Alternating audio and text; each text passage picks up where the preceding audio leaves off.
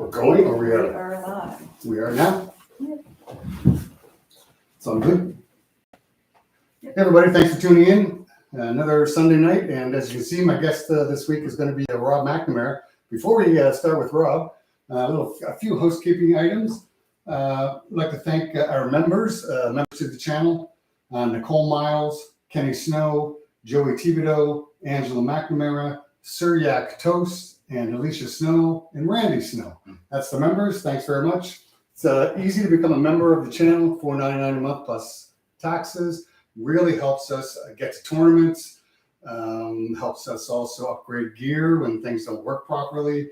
So we do appreciate the memberships, and all you got to do is click on join on one of the videos, and you can become a member. And like I said, we really do appreciate this. And hopefully, if this live stream works out tonight, hopefully this is the final test. And in 2023, for members only, we'll be offering some live streamed events. Like if we do a main event, that's going to be live stream. If there's super matches, we'll probably live stream those. I don't think we're going to live stream entire tournaments, but it's a place to start anyway, sure, and see how that works. We have a special guest tonight, Rob McNamara, longtime arm wrestler. Rob, how you doing? Great. Good. Appreciate you coming in. Hey, great to be here. When did you get first started in arm wrestling? Do you remember the year? Yeah, 89 was my first tournament with Rick, but I actually arm wrestled Rick when I was about 15 in a bar. In a bar? Yeah. That wasn't, what bar was it? Green Door. The Green Door. Yeah. Okay. You were at one of those events. I was there. There was nobody there. I was arm wrestling, hustling upstairs for money. Yeah. So Rick set up the table downstairs. Okay. And then threw a little thing together. I beat him once, and then he knew his moves back then. Yeah. Come back and got me, and then obviously you had to be 19 to get into the bar, so I couldn't really keep going to the events until probably 89 when I started turning closer to 19. That's about at 15 you were arm wrestling Rick. Yes. Because we used to do a series of events Monday night, Tuesday night. I don't remember which night it was. Were you involved in any of those? None of the. The bar was open.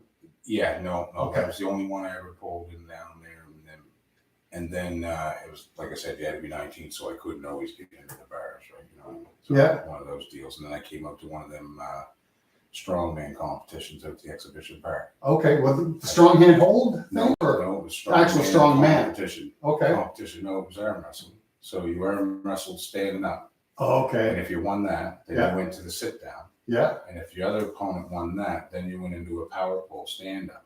To see Okay. who actually determined that one match. Okay. So I took a break around 89. So I think they call that the Iron Man or something. Ironman Is or it something like that? Something like that. Yes, it was. So that's one of your first that events? was my very first event. Yeah. Okay. And how did you do in that? I just beat a couple of people. I remember beating a guy named Rob Young back then. I don't know him, and I never really seen much of him after that.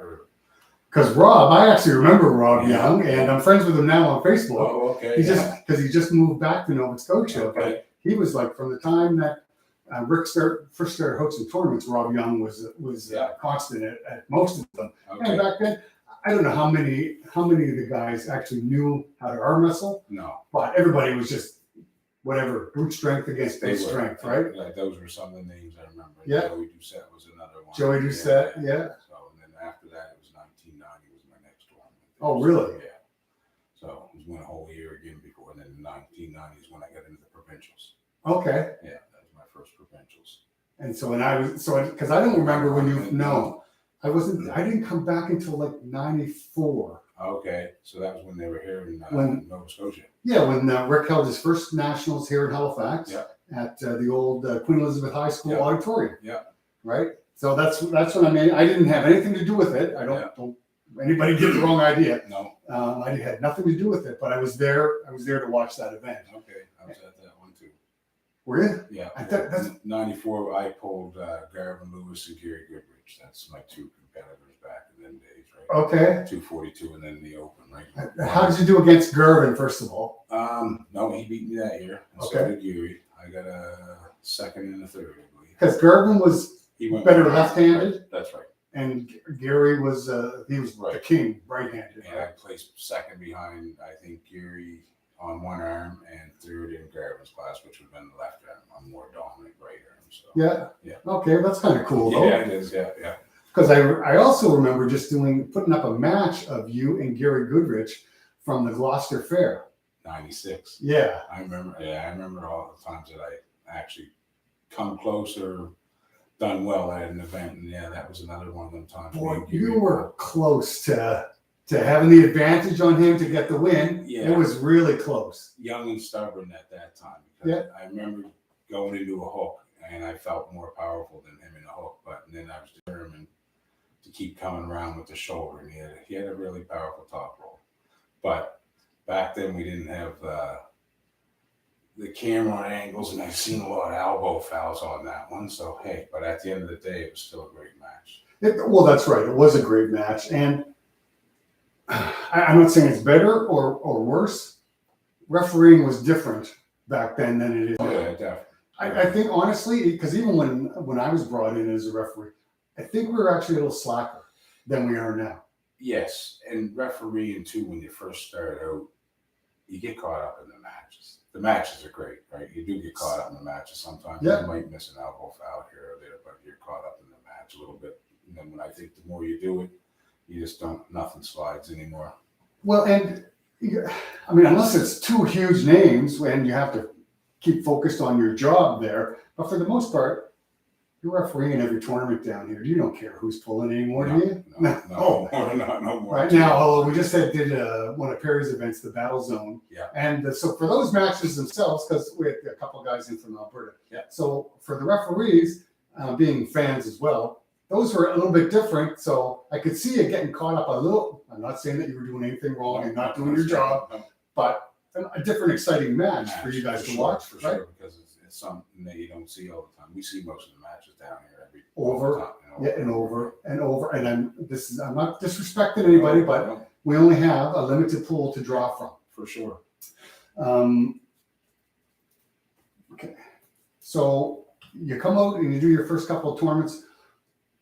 What kept you interested in coming out? Getting my ass kicked the first time. You're just losing, and Well, I do, yeah. you didn't like that. No, I come out. I thought I was a pretty strong dude. I was, pretty able to back in the day. And you come out and you think you're going to do this. My first tournament, my second tournament was the 90 Provincials, 1990. But Greg Earnest just smoked me. It's like, wow, how'd that? Like, come on, man, I'm stronger than that. Yeah. I mean, I ended up hauling off a third or a fourth the first year. But I mean, it's we just didn't realize. I thought I was bad because I went around to all these parties Beating everybody. Yeah, for sure. God. So losing is a huge motivator. It was for me. I chased Perry Broom for a year trying to beat him. Yeah, some people lose and they get discouraged. But if you lose to somebody, to me, it's just now you got to overcome that accomplishment. That's what I want to do. That's what I want to do. And that's what made me keep going after Greg Earnest until I finally got him. And how long did it take you to finally get a win over Greg Earnest?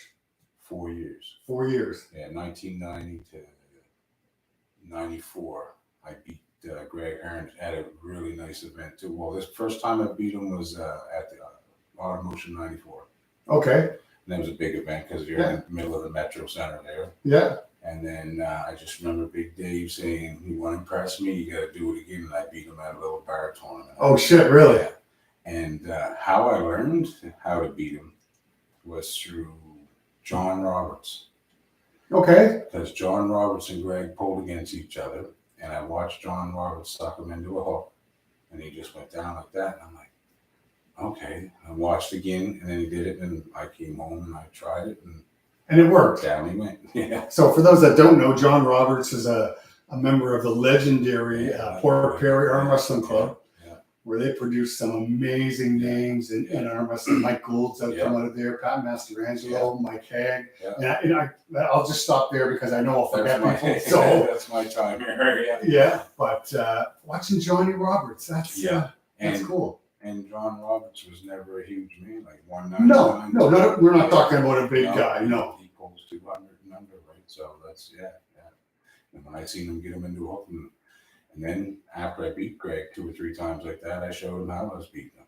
Okay. Just to make it more interesting, because you don't want to keep beating someone the same way if it's their weak spot. So then we started having better pulls again. And not to say, I don't want to say that Greg was weak in a hook. No. But I don't want to say that, but his top roll was Yeah. so phenomenally strong. Right. But, I mean, most guys down here didn't get to get him in a hook, right? And he's a strong top roller. Yeah. And I'm a very strong hooker. So if you take a top roller out of his game and do a hook where your game is, then naturally you should be a little bit better there, right? Well, here's hoping. And so when I bring up that I just put up a match between you and Gary Goodridge, and after I'm done here, I'll post a link down in the comments about some of the things. But so tell me about how many times did you make the Gloucester trip with all the boys? I mean, I think 2 or 3 of them. Okay. Yeah. And 95, 96 for sure. Okay. And how was that experience? Great, because 95 was the first year I actually won the Nationals in Calgary. I beat Big Earl that year. Really? Yeah, so that was very exciting for me. I mean, I didn't know who Earl was. Okay. I knew Gary Goodridge wasn't in my class. Yeah. Right? So this is going to be a cakewalk. I never ever thought it was a cakewalk. No. But, and then Big Earl was running around there, and people were saying that's the guy you got to watch out for. And we hooked up, and I got him right arm. He got me left arm. And so that year, there was the same year I won the Provincials at our own home. Took out Greg Harnish that year, and then 96. So I went to Gloucester that year. 95, you went to Gloucester? 95, Yeah. and I beat Big Earl there again. Oh, really? Yes, and then I beat him again in 96. But now that's the most Big Earl and I've been, that's the only time we locked up, because I was 242, and I think after that, he was super heavy. He's like over 242. Over 242, okay. And then 2004, he came down to redeem his redemption, and I wasn't pulling no more. I retired. 2004? Yeah, he come down to 242. Oh, he came down in weight class. To get me, but I didn't. You weren't pulling by no, that? I wasn't pulling. That was the last year I pulled. I didn't pull that year. I pulled 2003, and that was it. Okay. So. Okay, so I'm going to have to take some notes. So 95, you went to Gloucester for the first time. Yes. Okay. And I've already got the matchup of you and Gary from 96, right? 96, yeah. Because I know we'll be jumping around a bit, because I just saw a picture but you were just up in Toronto at a tournament, and Gary Goodridge was there, and a picture of the two of you guys on your phone watching that match. Watching that match. Showing Gary that match? Yeah. So I don't know if Gary's had a long storied career, and then we all know about his MMA fighting. Oh, yeah. So does he remember these things? He started to remember. Okay. So he said he remembered a couple of things. Yeah. Okay, that's cool. Yeah. That's cool. Legendary puller. Yeah, legendary puller. Yeah, it is. However, I don't, especially the folks here, do not understand what a badass dude you were on the table.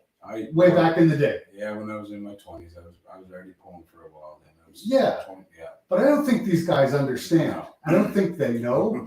And we need to have more history lessons, I think. Right? Yeah.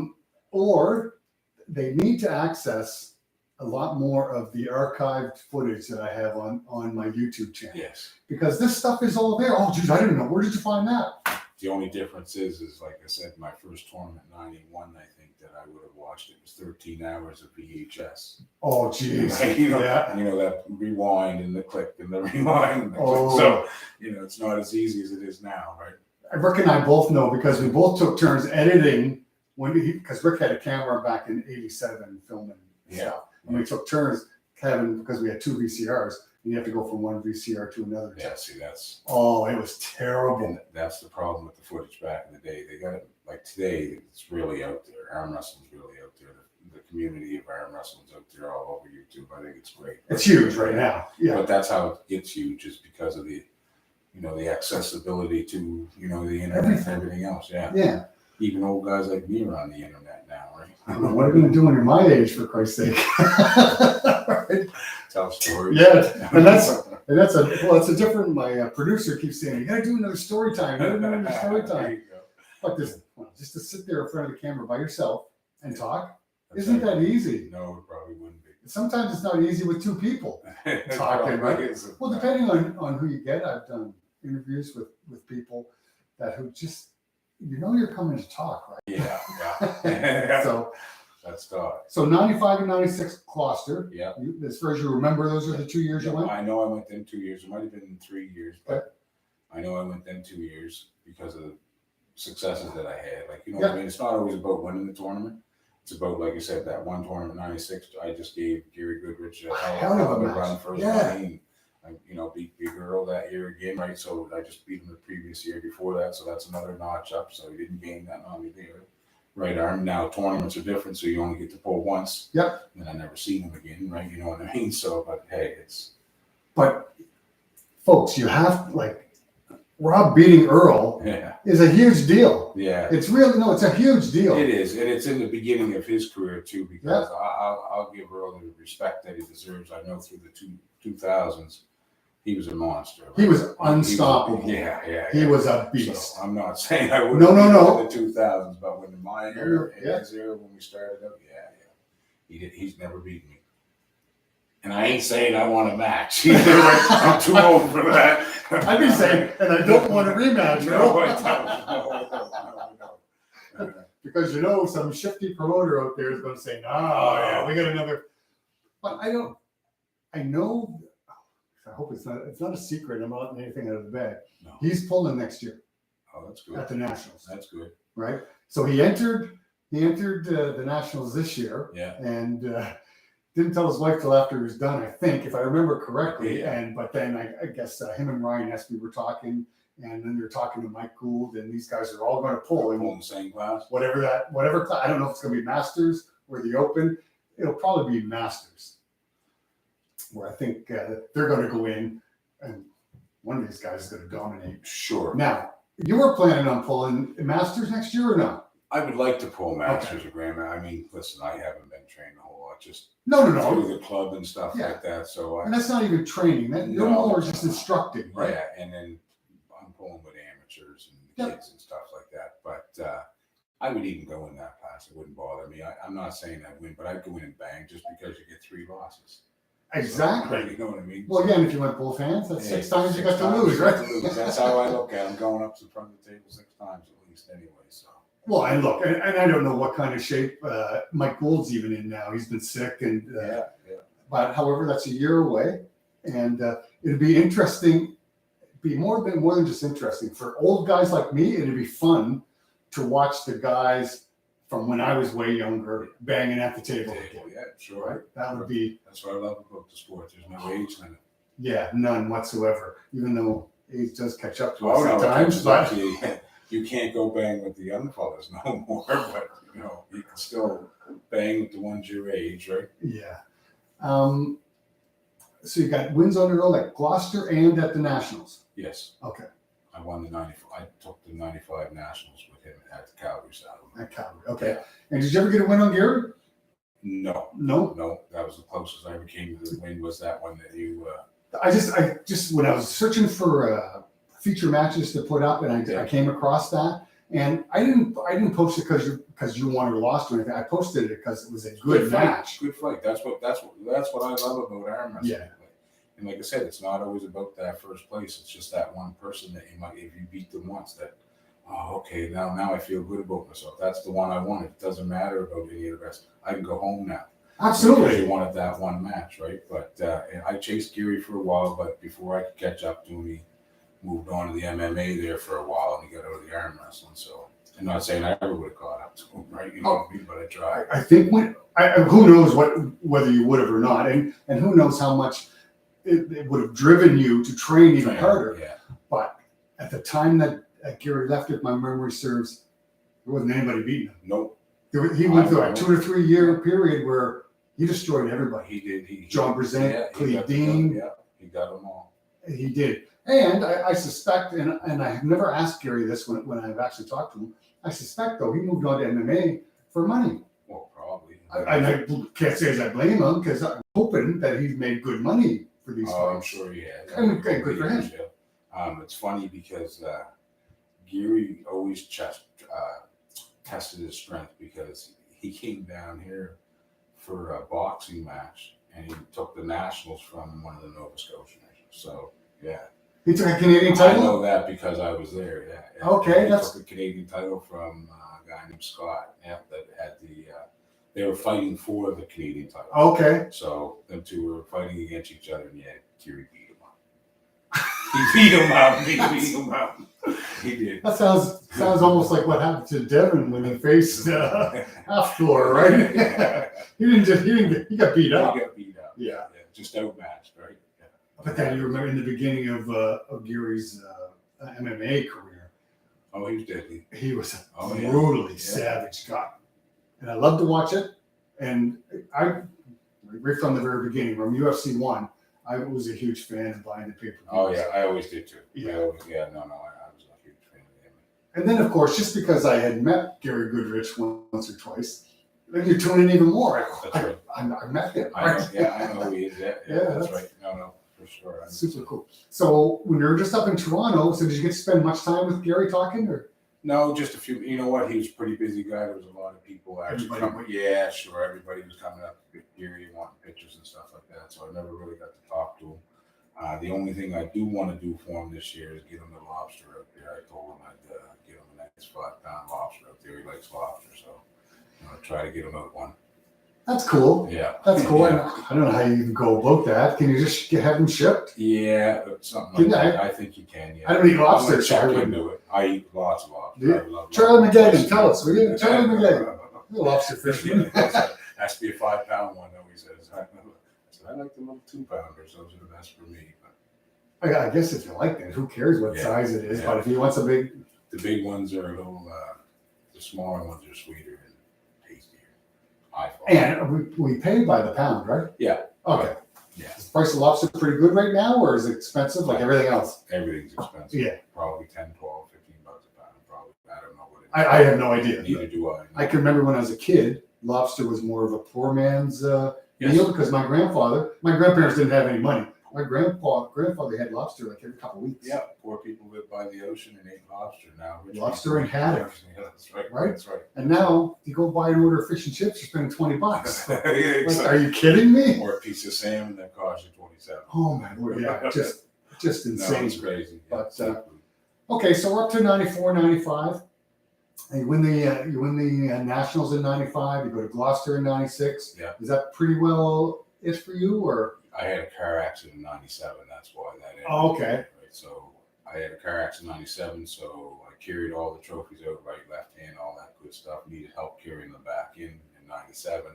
Then I went through 2 years of therapy, 97, 98. Did you get hurt bad? Oh, yeah. I went from curling 245 arm curls to not even being able to lift a bag of sugar. Really? Yeah. It bruised my main spine and my back. Okay. So the good news is it comes back 90-something%, but the bad news was it would take up to a year or so to come back because it bruised from the inside out. That's all your nerves. And I don't know if you know anything about nerves, but as soon as you get any inflammation on nerves, it creates All kinds of issues, right? Yeah. So that pretty well cut your career out for Just for a minute, yeah, Yeah. it did. So and then I kind of got frustrated at the end of it, and I find some of these people won't let you go, like the physiotherapists, and they want the money and stuff. And at the end of it, I had enough, and they basically said in a psychological report that he has to go because he has to. You can't take any more of this pussyfooting around. And the type whole thing. time I was in there, nobody realized, but I was training because that's what they were doing. Was physio was part of training, and then you just keep getting. And I was going 5 days a week, 4 days a week. Holy shit! To physio. Yeah. So it started out, and then just you keep working out, and then by the time that 2 years was up, I was doing a stack of this or a stack of that, and you know what I mean. I was ready for the '99 Nationals. And Nobody thought I was, but I was. I don't know if they They just didn't know. I think that was more it. Because I remember the '99 Nationals so clearly. I remember driving to Truro and picking you up. Yeah. My wife and I Yeah. picked you up, and all three of us drove to Grand Gate. And we had a great time at the Nationals. It was unfortunately Silvio had us at, there was no one hotel that could host us all. We were spread. We were spread out pretty bad. Yeah. Right. And from '99 Nationals, it struck me that I didn't. It's not that I don't want to hang out with the Nova Scotians or anything, but I see the Nova Scotians all the time. Yeah. I was more interested in seeing the people from That's other true. provinces. No, for sure, Right? 100%. Yeah. But so going into the '99 Nationals in your weight class, Yeah. Mark Stevens was the favorite. Yeah. Everybody down here Me included. Yeah. Me included. Yeah. Because we had no idea what you could do again. And Mark Stevens was coming on like gangbusters. Yeah. Imagine poor Mark's shock when he lost to you in the finals. Yeah. So that must have felt. Oh, it felt good. It had to, because you were written off. I was written off, and then I even had a guy, talking there to me saying he won it last year, right hand, left hand, and stuff like that. I don't know who he was. If I remember correctly, that was Jose Plante. It could be from Ontario. I could think. be. I know if that means he would have won it in '98. We'd have to check right. the results. You know what I mean? Yeah. And then so Mark Stevens, I always knew how to pull Mark Stevens. Because Mark was a big hooker. Yeah. So am I. And I top roll every match. So if someone puts me into a hook, now you're really in trouble, because you know what I mean? Because that's your comfort zone, my comfort right? zone is a hook. And I just knew with Mark Stevens, he got that big bicep. Yeah. So I just shot for that hook on the outside of his shoulder, and then once I went in there, that lat drag of mine was pretty hectic at that time, actually. And not in that match, which we do have that match on iSport videos as well, the 1999 Nationals, and you winning the gold medal. But and where did the flop wrist press come from? Because I've seen you use it more than once. Is that when people get the better of your hand? The only hand I use flop wrist 99% of the time is a left hand. Okay. It's usually when I lose my hand. Okay. My hand pump goes. For some reason, it doesn't go as quick as my right hand, but when I lose the hand, I just relate to that, and I was quick at it, and I could get the job done. It's not really a classic move. But it gets the job done. I've seen you use it in the olden days. Well, even that left hand. Yes. Press. Yeah. And I even had him in the hook first time, but once you get out there and once the hand goes the pump, then I got no choice but to go inside.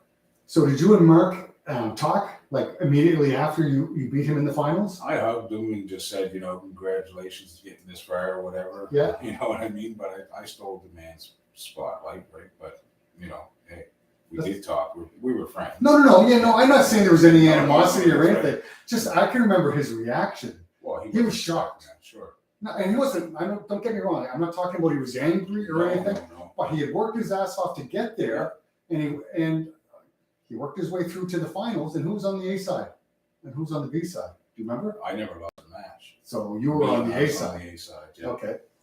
But I mean, going into that, like, you got to remember too. Like I said, nobody realized that. Yeah, they knew I had a car accident. They knew I was out, but I was training the whole time.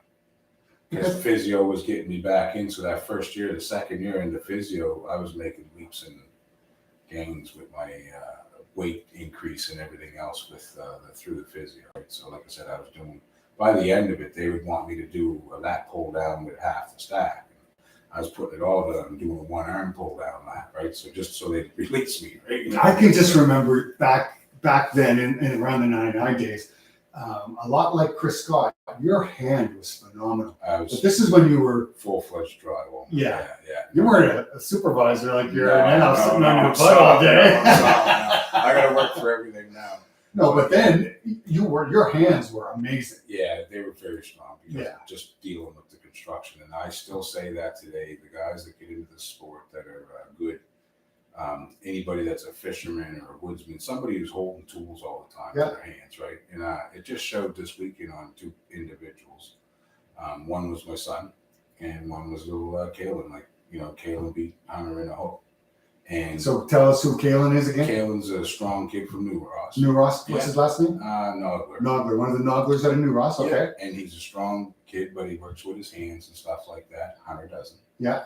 He's just getting out there in the world, but he's more the computer hands, and it just shows that he's also still a high school kid. He is still a high school kid. Yeah. The other kid is he's 17, Hunter 16, so they're really close in age. But it's just a difference of how you're brought up, and that's same as me. But the hand strength is what I'm basically saying. Because my kids, the kids today don't do the same kind of labor work we did back in the day. No, and sometimes I think it's a good thing. They don't have to struggle like we did. But other times, I think what made us was the fact that we did have to struggle a bit, right? No, for sure. So, and just like you and Angela, I want to give my kids everything I possibly could. right? Yeah, that I didn't have, right? You know what I mean? In effect, it ended up becoming a fault. You end up giving them too much. Too much. Right? Yeah, no, for sure. I think we're all guilty of that. No, so where his hands are soft, his job's the wood pile next year. That's for sure. Mom and Dad aren't helping you, Hunter. Mom and Dad, you're just been told. That's right. Yeah, that's right. That's funny though. Okay, so you come off 99, Mm-hmm. and so where do you go from there? What happens after that? I think I was out in 2000.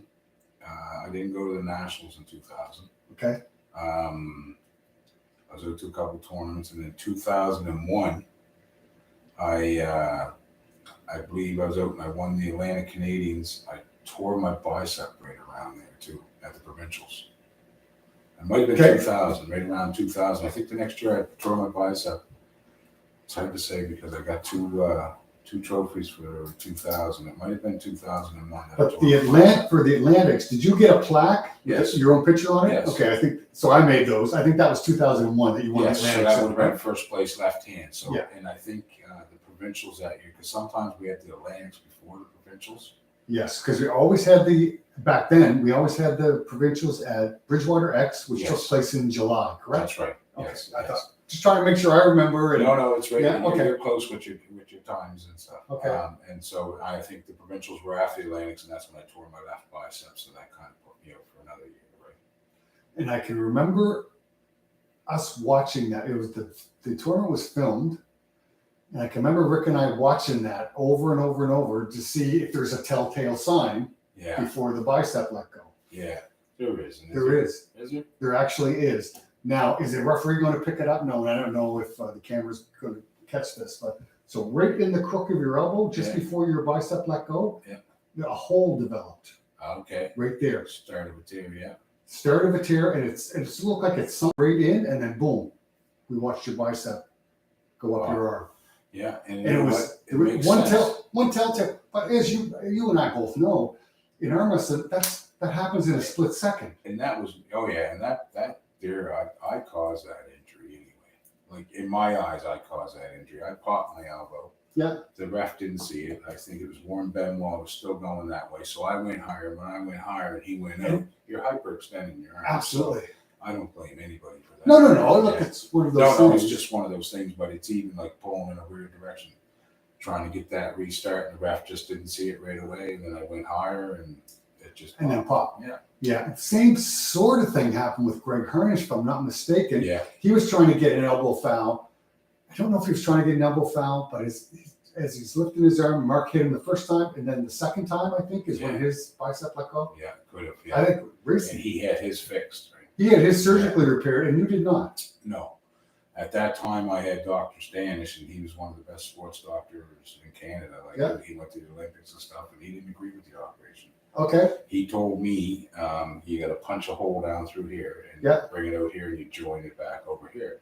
He goes, all your nerves are down there, and you lose mobility. You could lose. There's things that can happen. Now, he goes, if you don't mind a bit of deformity, it will heal just as strong as an operation.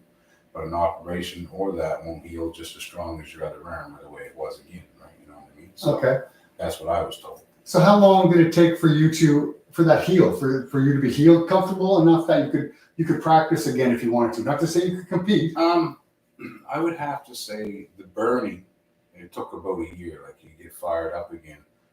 But for work and mobility, I was back to work in probably 3 days. Oh, that's not bad. No, I couldn't really lift the sheet the way I wanted, so I'd be on a different tool or something, maybe the gun, and just feed it with screws. But yeah, I was back to work that week there. But I seen the doctor. I suppose you're a working man. Yeah. You don't really have a choice, do you? And I'm self-employed, so. Yeah. So you don't work, you don't get paid. That's right. I understand that completely. That's right. Folks, if you have any questions for Rob, feel free to fire them away, and the producer will let us know, and we'll go ahead and ask Rob. Do we have anybody watching us tonight? Yes, Angela's here. Oh. Captain Phil. Captain Phil? Captain Phil. Syriac Toast. Syriac Toast? There you go. I'll tell you who that is off air. I know who it is. Okay. Appreciate y'all tuning in. Captain Phil's tuning in almost every week. That's good. Gotta like that. That's right. That's good dedication. We'll have to get Phil on the show. one That's time, right. That's right. Okay, so you have your bicep injury. After you're healed up after about a year later, are you competing again or? Not really a whole lot. You're healing up. You start coming out to practice and that, and then I just went through an ugly divorce at that time too. Yeah. So I mean, 2003, I come out to the nationals there and maybe a couple tournaments, and that was pretty well the end. Where was the nationals in 2003? Do you remember? They were in New Brunswick. Was that we stayed in Moncton and had to go to the arena in Cocan type of thing? Maybe. Yes, it was right there. I just remember everybody was there. It was 2003. It was in Moncton, I think, somewhere. Yeah, we stayed at Moncton, and then you drove over. we drove to this arena, right? That Right. was whatever, Yes. 20 minutes away or something. Yes. Okay. Yeah. Um, how'd you do there? I lost a bunch of weight. Yeah. I wanted to drop down. I wanted to pull Savannah Peru, and I did, and he won. Okay. But you know, when you're dropping down to these weight classes and you're already a heavy person, you can't drop down to that weight class and do good that year. I find you need to in a whole other year at that weight. Your body needs to adjust. Yeah, it has to, because you're used to pulling at a certain weight. Like I pulled 242s all my life. Yeah. I weighed in at that tournament at 215, probably the lightest ever in my life. I haven't been that big. I was that small since I was probably 12. Right? So that was too light for me. Especially if you're used to walking around at 240. That's right. 240 to 250. That's pretty well what I Right. walked around at. Yeah. Okay. So was that it pretty well for you then? From there, 2004, I didn't come out in 2004, and then I was done for a little bit, and you know, with just everything that was going on at home, trying to succeed in life and stuff like that, and I didn't come back out again until 2013. 2013. 2013 Nationals. I was back out in 2012. I went to the Provincials and helped Rick referee. Okay. And I started refereeing, and then I went to the 2013 Nationals just because I always loved the Nationals, right? Yeah. Because I can remember you were in my van and I was sick. We were coming back from Cape Breton and you were driving. Okay, yeah, I remember something like Something like that. Yeah, yeah. You and Angela were just roommates at the time. Oh, you were talking. I just don't remember the year. That would have been probably back around 2001 then. Way back. Way back. Okay. Because her and I met in 2001 and we were roommates for that first year, and then we've been together ever since. I just remember you were telling us, me and Rick, that no, we're just friends. We were though. But I know, but and all we were doing was giving you a hard time. Oh, Jesus Christ, Rob, you're friends, please, right? And we didn't know the term friends with benefits back then, right? No, and you know what? I really did. It was a good thing and a bad thing, because it's probably what determines our relationship today, because there wasn't nothing I don't know about Angela. Yeah. Because we were friends for a year. We were roommates. So she had her room, I had my room, I had a girlfriend, she had a boyfriend. Yeah. And just, you know what I mean? It happened after a year, right? So and eventually that girlfriend went away and that boyfriend went away. And she came home, vent to me. Now I know everything about you. Now just stay with me.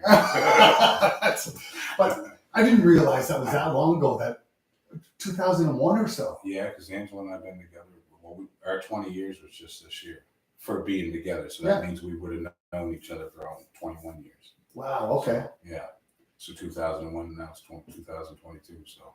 Yeah. God. Yeah. Jeez. Okay. Time flies. So if you can remember, or just try and think, give me a couple of your favorite memories from your arm wrestling days. My favorite memories? Yeah. Well, all the nationals. All the nationals. All fun. Yeah. Always fun. My favorite, the first time I beat Greg Earnest. That had to be a huge highlight, right? Oh, for sure, for me, right? Because he was the man in Nova Scotia. And then Do I have that on video? Well, I hope. I don't know. Do you remember what year it was? What, did I beat Greg? Yeah. 94 Automotion. Automotion 94. The Oxbow Lounge, I beat him. Provincials, I beat him. 95.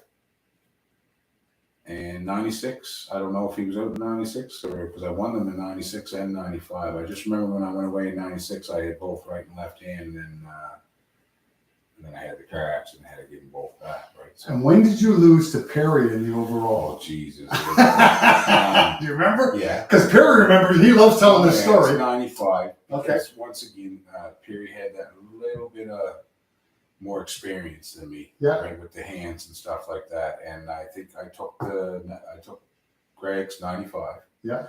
So Perry came in the overall and beat me. for that same tournament. So I had no gas. I kept coming inside, and It's just one of those days. Yeah. Look, if you ran out of gas, you ran out of gas. that's the problem when I try to tell people, because when you are bigger, you run out of gas quicker. You know, like you do. Everything's pumping more, right? Yeah. You know what I mean? So when it goes, it goes. There's nothing you can do about it. The other person's going to get you. Back then, I was a little bit stubborn too. I kept coming inside on them. Would I have done the same thing now? No, not even close. If it didn't work the first time, then No. The only thing I can say is Perry can't touch me now. But he's got the trophy to prove that he done that he beat the overall. Well, he beat everybody He because beat everybody. everybody was there. Perry was another one of them guys that were just straight up, you know, freak of nature, right? Because he was 154 pounds and he could compete with the super heavyweights, right? He could. I really, and I've said this to many people. I don't think the people of the last 10 years understand actually how good Perry Broom was. Oh, Perry was good. Perry was amazing, Yeah. and what everybody remembers him for is the friendship and the fun Yeah, that he would bring to a tournament, yeah, and the party, yeah, because that was Perry. Yeah. Right. And I like the party too. no, there's no ifs, ands, or buts. But you're still remembered as an arm wrestler. Oh yeah, no. But people don't realize how good of an arm wrestler. First of all, they don't have any idea how good of an arm wrestler you are. No, We have to keep reminding them. Yeah. And you're not going to talk about yourself, so I'm going to do it for you. I put up the videos and shit, right? Yeah, that's right. But Perry wasn't just. He was outstanding. No, definitely. But look, for you down here, for you to get wins on Greg Harnish, because Yeah. Greg was unstoppable. Yeah, no, to me, there's some serious, Canadian class, and you can say world class arm wrestlers down here. Maybe not as much as Ontario for world class arm wrestlers, but for top notch in Canada, man, right here in Nova Scotia, there's some strong dudes. There has been like some exceptional, And even some of these other guys, like, Brett Langsberg and Kenny Snow, that haven't made it out to a lot of nationals yet. These guys will be recognized. I think Brett Landsberg he's is the coming. biggest undiscovered talent. He's coming. Like, and guys across the country are talking about other people, and the whole time I'm thinking, wait till you see this beast. Yeah, and a lot of these guys are working guys too, so they're working, trying to actually, and then training, and then trying to keep up with the sport too. So it's not something you can do all the time. No, absolutely. And look, I hope Kenny Snow's big win against Mark Gay from Alberta in that battle zone. Hopefully that puts him on the map. Yeah, And next year at National, I don't think Brett Landsberg is going to be discovered until next year at the Nationals. that's where he's discovered. I think so, and I hope he has a great weekend. Yeah, I really do. I really like to see him do well. and he's not a kid, but he's 26 maybe. No, but he's new into arm wrestling, Yeah. right? No, he's not a kid. Well, he's a kid to you and I. He's But young. He's young is what I'm trying to say. So he's got nothing but up to go. Absolutely. Okay, and so beating Earl has to be a huge highlight That for was you. another huge highlight. Did you ever get to pull against Mike Gould? Or was he too big? No. Mike was never mine. No, Mike was always in the lighter classes when I was Lighter than you? Yeah, he was. Mike Gould always pulled 200s or 220s. Okay. Back in the 90s. Yeah. I believe he never became a monster until like the 2000s or right around maybe late 90s, like early 2000s or something, where Mike Gould started. I think I don't know No. the whole history, but I know back in the 90s, it was like Pat Master, Angelo, and them in one class, and then it would be Mike Gould, a class above them, and then you'd be getting into me, which was the 242. Yeah, so it'd be Earl in your class. Yeah. And Gary stayed down there, yeah. or unless he went up. Went up, yeah. Okay. And so you only pulled against Garvin the one time, just here at Halifax? I pulled Garvin another time too, and it all had to do like 1991. I know I got like second amateur, my first one out, and then 93, I got third, which I think Garvin was there in that one. Okay. And then 94 was here, and I think Garvin was here at that one, and Gary Goodridge. So I got a second and a third with them two. Okay. And then I think that was it for Garvin. I don't really remember him too much after that. For Garvin Lewis. It could very well be that that was The end. towards the end of Garvin's career. I mean, I don't know, he looked the part. start. He was seriously into the bodybuilding too at that time. He looked more of a bodybuilder than he did He's an a arm wrestler. big Always dude. a big dude. Yeah. Big, Yeah, strong. yeah, he dude. definitely was a big dude. I mean, I think I've met Gervin once or twice. I can't say that I know him because I Yeah. really don't. Fierce, was he a fierce competitor? Oh yeah. Yeah. Just looking at videotape of him, it seemed. Yeah, and then you go back then, everybody wants to end the match as quick as they can so they can look the best as they can. Oh, so, no different than today. no, that's right? true. That's true. Yeah. Okay. So when did you actually officially stop arm wrestling? 2003. And when did you start refereeing? 2000, and I think it was 12. So what happened from in those 9 years, from 3 to 12? My business, Life. My new wife and well, she wasn't my wife at that time. No. Still had Hunter, and then raising him and just doing the work thing. Just life gets in the way. But once you're an arm wrestler, there's always that something that drags you back out. So what brought you back then?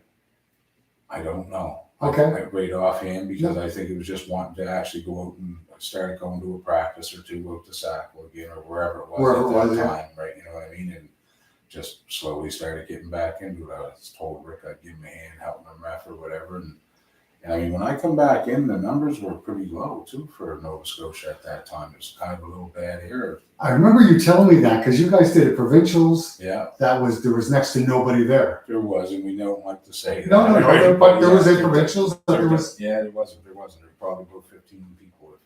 It was also Cape Breton now too, so which is a little bit of a travel for some people. I don't know if that's the case. You know what I mean?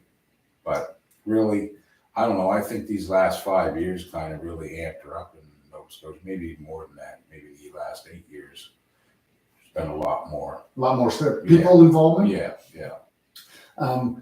For me, I guess I'll say I feel like we've lost 2 years. What we did. From all that foolishness and lockdown foolishness. Yeah. The bad thing about it is I got used to not going out. Yeah. And so now I don't want to. Right? It's just easier to stay home. But that's for sure. So you first started, I'm assuming you started as a downside ref with Rick, helping him out? No, definitely. I was just a downside ref, didn't have no levels or nothing, just spot ref or whatever. Yeah. And then I'd done it for so long, and then really I should have started going with my levels there shortly after that, but I just never did, right? And then by the time I did start going for my levels, and I should have had my master's by now, but then COVID hit. COVID hits. Yeah. So, because right now there's basically you and Rick. Yeah. As the two head referees for Nova Scotia. For Nova Scotia, yeah. Right? Yeah. Well, and dare I say, for Atlantic Canada. Yeah, well, yeah. Really? Yeah. There's nobody with more experience than No, I have the experience. My problem is just the levels. You don't have the levels yet. Yeah, and I understand the rules. Yeah. Right. I think that's what, but there's lots of refs out there. Just people got to start coming out and maybe doing a little bit more, or maybe we got to, because we need them. We need referees. We definitely need referees. Like you were at a tournament yesterday. Yep. So you're the head referee. So only one table for that whole tournament, or what did you guys use two? Yep. No, one table. We were going to use two, but it wasn't a ton of people, so we could get the job done with the one table. Rick could stay down doing the draw sheets and the commentating or whatever. Actually, Maddie done his commentating. So, and then me, Mark Gross, and Ronnie Warren. Yeah. So we were all reffing. So actually, Mark done some of the. Did he do some head reffing? Yes, he did on the. Okay. I was his down ref for some of the amateurs and stuff like that. So yeah, no, he done well yesterday too. So that's what we need is more refs coming out and getting involved and stuff. Well, because I know Ronnie Warren has only ever been a downside ref, a spot judge, whatever you want to call them, and he's seeming to learn and come on pretty good doing that job. Yeah. So. No, for sure. And you know what? This is the year to get a level. If someone wants a level, because they're so close, you can't get a level. Normally go away to the Nationals in order to get a level up. So the Nationals are in Cape Breton, so any refs out there should get out there and try to get a level. Yeah, and the only thing is, like, between now and then, we're not having any referee seminars here where you can get your next level. No, I don't think no, they're not. And you know what? Really, it's probably not the smartest thing anyway, because of where it is so close. So what the organization would have to pay to have refs and everything flowing in to do that, which to me, if you're having a Nationals, I think you should try to limit what you're taking out of the account for this year anyway. Yeah, my only hesitation about what you say is when you get to the national level, there's only room for X amount of people, That's right. right? So we already know your name's in there for the Oh, yeah. referee seminar for next year. I'm going. I'm definitely doing it. I want to level up. I feel I should have been a level 3 a while ago. I think the first time that I heard that, I actually wasn't aware that you were a level 2. I thought you were a level 3. Yeah, no, like I said, I did it so long, and then I wanted to start getting my levels, right? So Yeah. that was the problem. I should have started right away when I was going up to the nationals. And then you know yourself, to get those levels, usually you're there until like 12 o'clock at night and stuff like that. So, after a full day of pulling, because it's on the day of the, the last couple for me have been on the day of the Masters and stuff like that. And that's what it was like this past year, Okay, the Saturday evening. Saturday evening. So Yeah. when that's all done, you're pulling all day, you go and do your referee thing at that night, and it's just like, Well, and if you're up till 12:30, 1 o'clock in the morning, and then the next day, if you're going for your Masters, you have to referee, referee that tournament. right? Yeah. I understand why they changed it, but I think I may have liked it better when it was on the Monday after the tournament was over. But they could never test you practically, watch you on the table. That was the only bad thing about that. And you know what?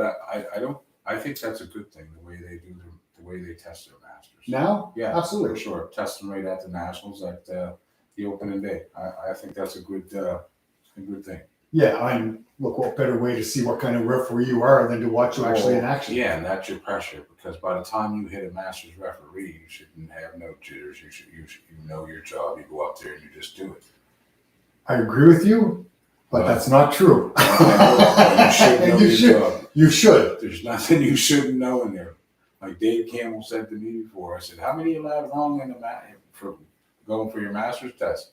He goes, "Well, if you're a Master, you shouldn't have none wrong." And he's kind of right. Right? You know what I mean? And he is kind of right. Learning over the years now from the refereeing, yeah, I'm pretty comfortable at my job. You just got to know them rules inside out.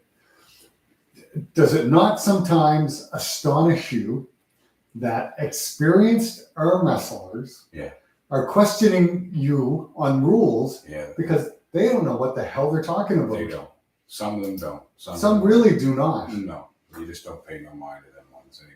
But you have to deal with them. If I'm, elbow foul. The most famous one is the elbow foul thing, where it goes like this, and then it comes back, and you call an elbow foul, and I look at, what are you talking about? It's right here.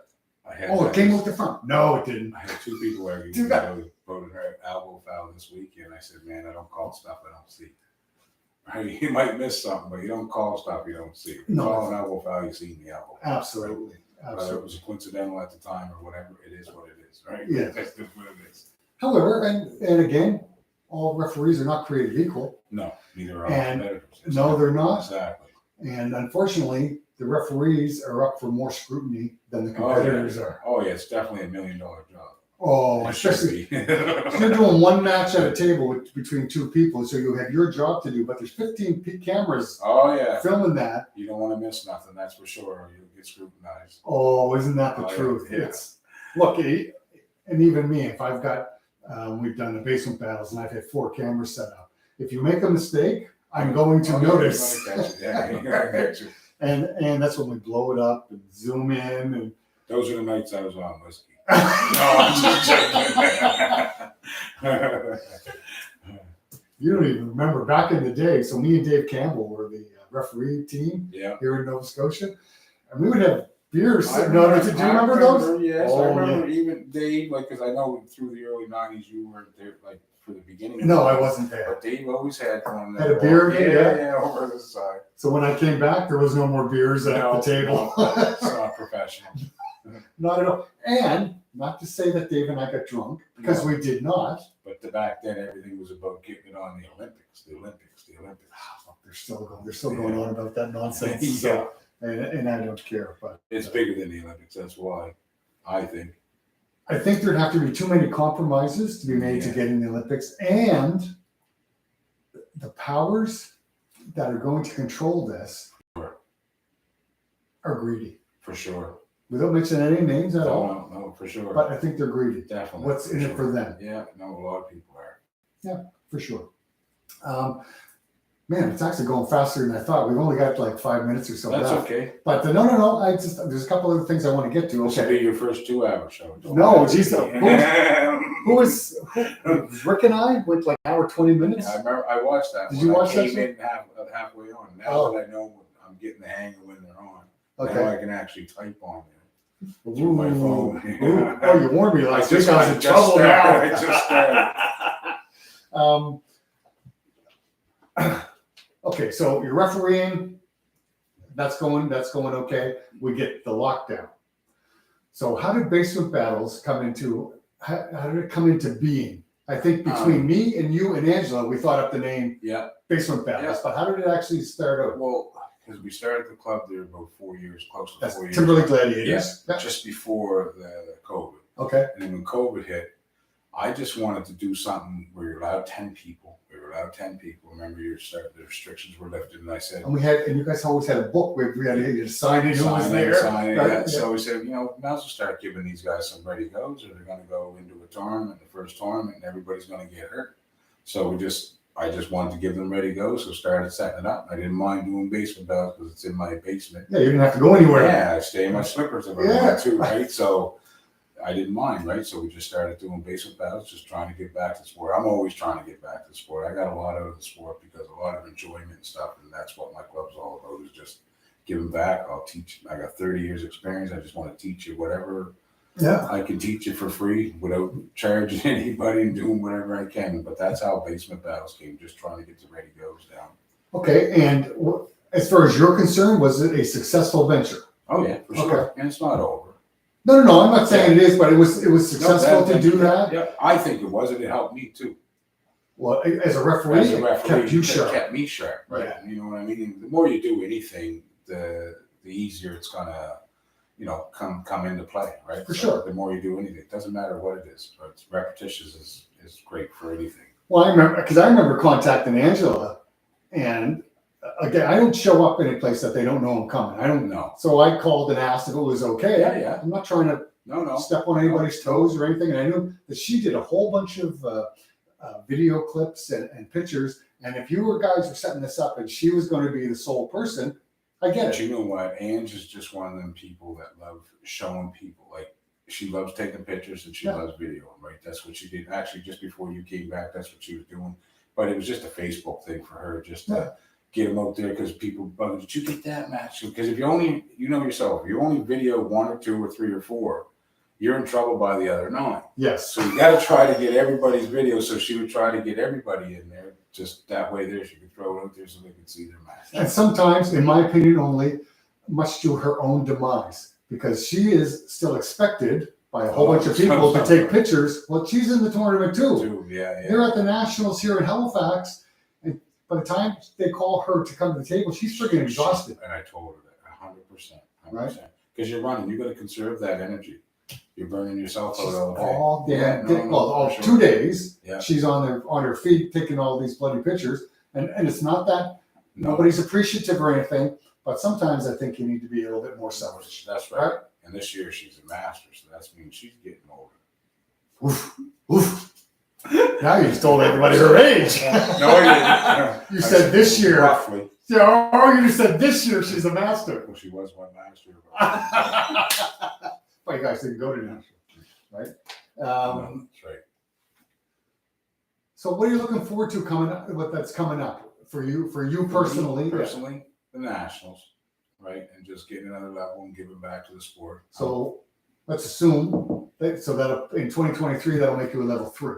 Yes. Right? Yes. And then the only place you can go to get your masters is back to nationals again. And I'll go there the following year. Yeah, As long as that holds us up, right? Yeah, whatever As that's long as everything stays open. You never Yeah. know. Monkeypox could shut us down this year. God, whatever. You don't know what's going to shut us Yeah, down. Well, I just read an article today where I think it was Harvard University did a study that said the vaccine did more harm to people than good. There you go. And it did more harm to people than COVID does. Yeah, there you go. I'm like, well, in that rush to get yeah, all this crap out. No. Somebody made a lot of money. Yeah, oh, sure. It wasn't me. No, it wasn't. It wasn't me anyway.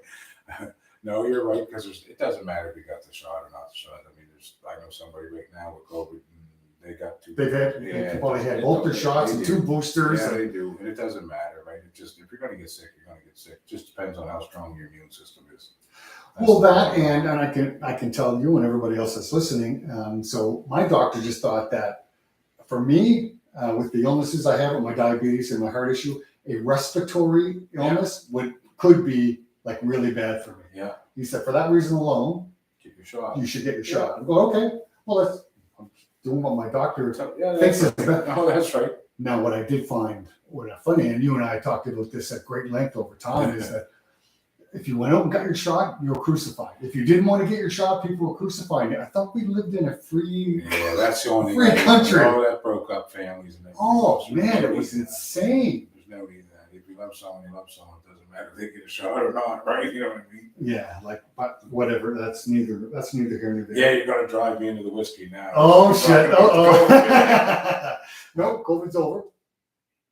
As far as this discussion is concerned, COVID's over. So we got, what do we have? We have 2 more tournaments in Nova Scotia left this year. Yes, I'll be at the Battle Atlantics. I'll definitely be at our AGM, and then we got we have a Superman, right? in November. Yeah, Rick couldn't help it, but he had to put that on in November. But I'll probably do that one too. But it is during my hunting season. I don't want. Is it during hunting season? Yeah, I don't want to take that off at all. But that's usually the one I miss because of that season, right? But I'm going to probably try to make that one this year just because Rick needs a good ref and he's doing okay these days.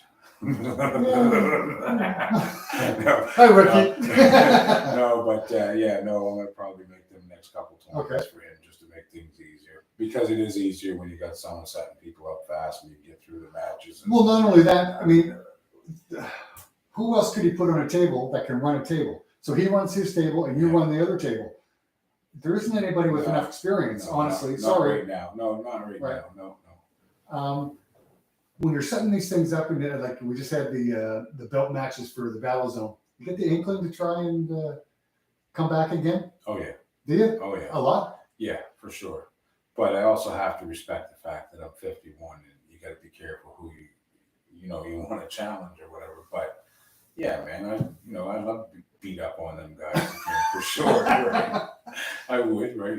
Like my goal this year though is like when I hit the nationals, I won't be the top shape Rob McNamara because I am trying to lose some weight. Okay. Right. So with that playing a factor, you know yourself, you lose some strength. Now you're gonna have to. Yeah. So if I only make it to 235, I'm not worried about the 220. You know what I mean? Yeah. So it is what it is. But I do want to get down around there.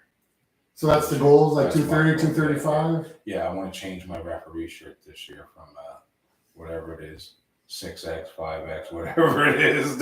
Hold it, if it's European, it might be a 14X. No, it is European 6X. So that for me here, that would be 3 or 4. I was going to say 3, I think. Yeah, isn't it? 3X. Because I'm down to a 2. Yeah. In North American sizes. I got brand new T-shirts and everything else that are double X that they just don't fit. They don't fit yet? No. Yeah, I'm just able to wear my double X's again. Double X's again. Yeah, but look, to my own horn, I've lost 104 pounds. So that makes a difference. No, that's great. But when I was Janice took me out. I had to get me some new shorts because I didn't have, everything was so big and baggy. Yeah. So I'm down to size 38 waist, and those are too big now. Oh, wow, that's good because you know what? Yeah, that's good. I'm still wearing the fat man. I got all tie strings, so I don't even want to know what my waistline is. Like, you know what I mean?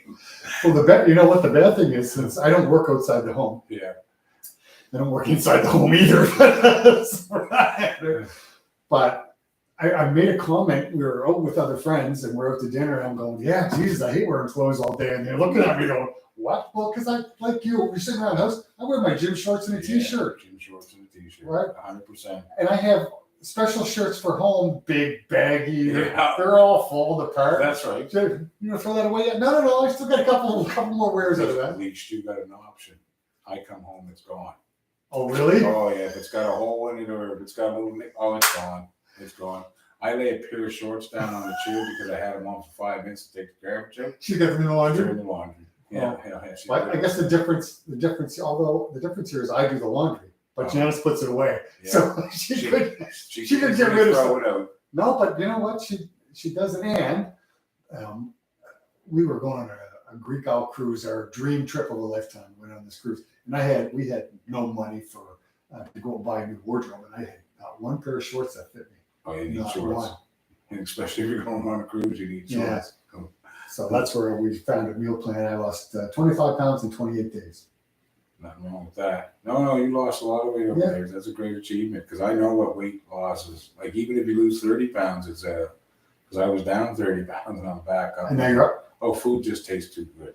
You know what the biggest problem That's is? the problem. I used to be a smoker. You did. Yeah. And I was a heavy smoker. Yeah. Our body doesn't need No. the nicotine and the cigarettes, but we need food. Yeah. Food And the is- bad problem is, I think you and I are both the same this way. We're weak for I'm very good, weak with lousy Yeah, food. no, I'm very weak when it comes to good food. I like my Five Guys burgers. and I could eat one of them. Every Oh, day. there you go. Yeah. But geez, we are overtime now.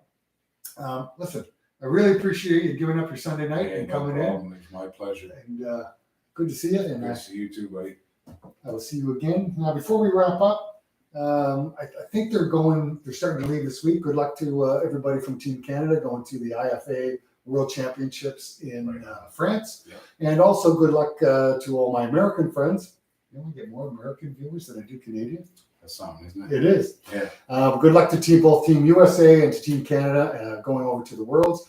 And then we have also, and I'm not exactly sure when the WAF World Championships are, but a guy I'm going to film for in October, Joshua Grant, he's holding New England Championships. He's going to the WAF World Championships. So wish him the best of luck as well. Coming up this week on our Sport Videos YouTube channel, we're going to finish off with the Battle Zone tournament. Yep. I think we got one more day of the amateur classes, and then on Tuesday, I think we get into the pro classes. Also have a new one of the final spotlights. There's only a couple spotlights left. I'm not preparing anymore. This one is Taras Ivakin from the Ukraine. Okay. Spotlight on him, and an oldies match, Chris Scott and Trevor Centerpass. Oh, wow. Okay. From I think back in Bullseye Pub, which hasn't existed for a long time. Right. Bullseye But if you remember, we used to hold practice there. Yes, we did. Yeah. Right? Yeah. And Bullseye Pub in Bedford. So those will be coming up on Wednesday. And next week, it could be a super interesting discussion. I just saw a discussion on Facebook about women's arm wrestling. Okay. So next week, we have Angela McNamara coming in, Yeah. Alicia Snow, and Pauline Sirkan. And we're Okay. going to discuss the state and future of women's arm wrestling. And I hope it gets heated and Oh, okay. no. I want to have a good discussion, and I think I'm going to try and play the bad guy. Oh. So, girls, you have been warned. Whatever solutions you come up with, I'm going to bitch right back. Actually, it should be a good discussion to see what they think we can do. And Pauline and Angela went to a recruitment night at a bar over in downtown Dartmouth. Yes. Did you go to that? No, because It was for the girls. and you know what? And I think it should have been mostly girls. I don't think there shouldn't have been a whole lot of guys because sometimes girls are easier to come out with. When it's just other women, than right? just other women. Yeah, and well, I knew Rick went, but I don't think there was any other. Oh well, that's not so. I don't know. I think No, Rick but- went because he's the. And he's the president. Someone like Yes. that's Oh, fine. absolutely. But most of it should be girls, right? Well, because I got asked, "Are you going?" I'm going. Like, no. Why would I? I don't have anything. No, I think it couldn't have worked out any better, and I think there should be more of those.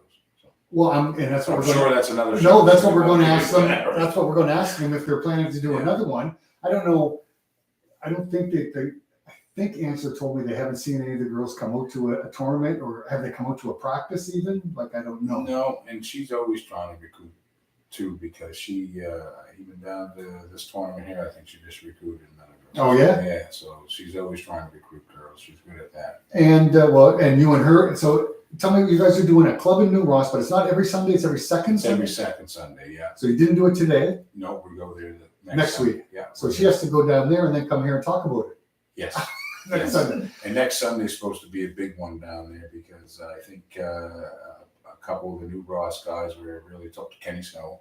So I think he's going to load up a truckload and they're all going to go down to there next Sunday for a practice. Oh, to help out Yeah, the the people club in just New to Ross? get in there Yeah, and just pull with everybody, the different clubs, right? Cool. So I'm trying to keep them motivated, right?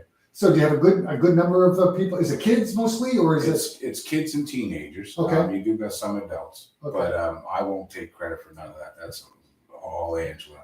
I'm just there because of my experience. Yeah. And, Well, and actually, your experience in keeping people safe as well. That's why I'm there. That's why I'm there for now. Yeah. And I think, and I'm not disrespecting, I don't want to disrespect any club, but I think every club needs somebody with enough experience so they can train properly. Sure, for Right? sure. I agree with that. We do need safety on the You table. don't want anybody getting hurt, because then people don't come back, and people see people get hurt, then they don't want to do it anymore because people are getting hurt. Look, when I see people get hurt, I want to go home. Me too. Right? I'm done for the day. I don't like that. The last injury we saw, I was the first one out of the building. I was right behind. Yeah, I think you were too, right? And I was a referee. But you didn't referee Not that the injury. table. No. I was never at the table. Anyway, folks, that's all the time we have tonight because we are over a lot of time. But again, appreciate Rob coming in. You people need to check out Rob McNamara on our Sport Videos YouTube channel because he was a beast. I recognize that. All right, folks, thanks for tuning in. We really appreciate it. And we'll see you all again next Sunday night at 7 o'clock again. Thanks, Rob. Thanks. No problem.